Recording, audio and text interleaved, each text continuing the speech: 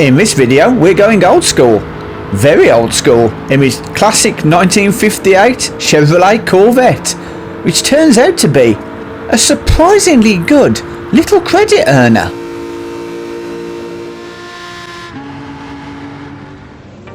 And as I said in the intro, the car we're going to use is this one, the 1958 Chevrolet Corvette C1, which, let's face it, is absolutely gorgeous. It's available in the Legends dealership at the moment, and I suggest you go and buy one right now while they're still in stock. And once you've bought yourself a car, we want to tune it. Now, I did actually get quite a few items for this car, so I'm not going to bore you by reading them all out. Just pause the video and copy the parts that I purchased and then put them on your car. I did, however, with this build, change a few things. Didn't just swap the parts, such as the suspension setup, the gearbox top speed and the brake balance. So either use my settings or find something that works for yourself. Now, as for the race we're doing, we're going to be using the old faithful Touring Car 700 at Le Mans. So just make sure you put yourself some wet or intermediate tyres as well, and we are now good to go. Now, just as we get the race underway, I want to thank all of you guys that have supported the channel recently. It has been absolutely amazing what you're doing, and I can't believe we're actually getting close to hitting the 1000 subscriber mark. If you haven't yet supported the channel, or you'd like to, then please hit the like and subscribe buttons down below. It does help out the channel, and thank you very much. Now, as we get the racing underway properly, a couple of things. Firstly, this car is very quick, far quicker than it was ever really designed for in real life, and that makes the back end a little bit twitchy, so stick on a click of traction control. Don't let your ego get in the way. I use traction control and it made it a lot better. If you don't use it at all, then you're probably going to struggle. The other thing is fuel map setting. Now, I did this race twice just to test out. I actually completed the race on fuel map setting 5, but it was very close to using up all the fuel limit on a couple of laps. If you're one of those drivers where you tend to use a little bit more fuel, you're a bit heavy on the old accelerator, then I suggest you put the fuel mapping to 6 instead. Either way, you will still complete this, no problems. Now, once we've got the tedious bits out of the way, we can get down to just enjoying driving the Corvette, which, as I said, is a very quick car.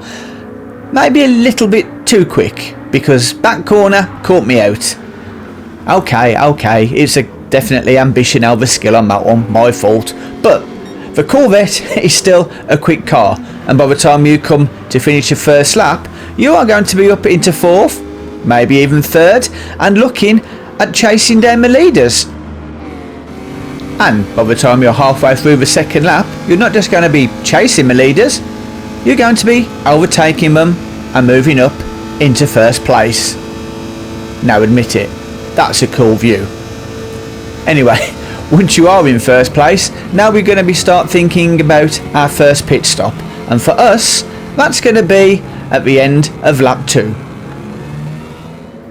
And like I said, end of lap 2 we're making our first pit stop, which was also very convenient as in my race it had just started to rain at the end of lap 2, and so decision time was easy: a full tank of fuel and wet weather tyres.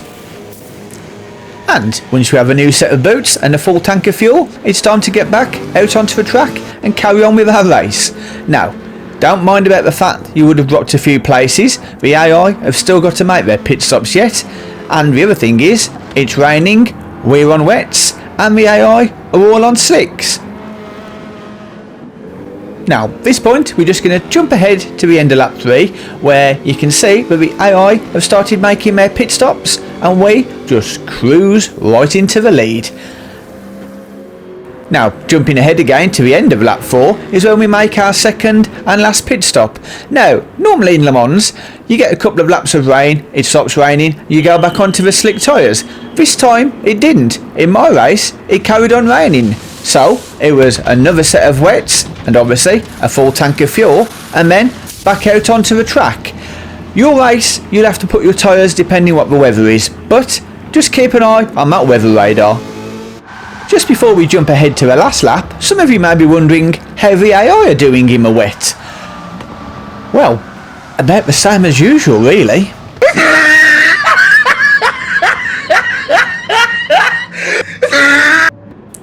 Right, let's get back to being a little more serious and the end of the race. We've jumped ahead to the end of lap 6 and we are about to finish the race, but we have a decision to make. We've still got half a minute worth of time left, so as I always say, don't even bother doing a 7th lap. Just sit there, wait for the timer to click down, and once it does cross the 30-minute mark, you can cross that finish line and take that win. I consider that to be a nice easy win. Even though most of the race was in the wet, even though we made 2 pit stops, we still managed to finish more than a minute and a quarter ahead of the next best driver. And that gets you 825,000 credits or 1.5 million credits an hour. So there you have it. Maximum credits, minimum effort, and 1 or 2 giggles thrown in for good measure. If you have enjoyed watching this video, please consider hitting those like and subscribe buttons. It does help out the channel, and I will see you guys in the next video. For more great videos like this one, follow this link. Thank you for watching, and I will see you in the next video.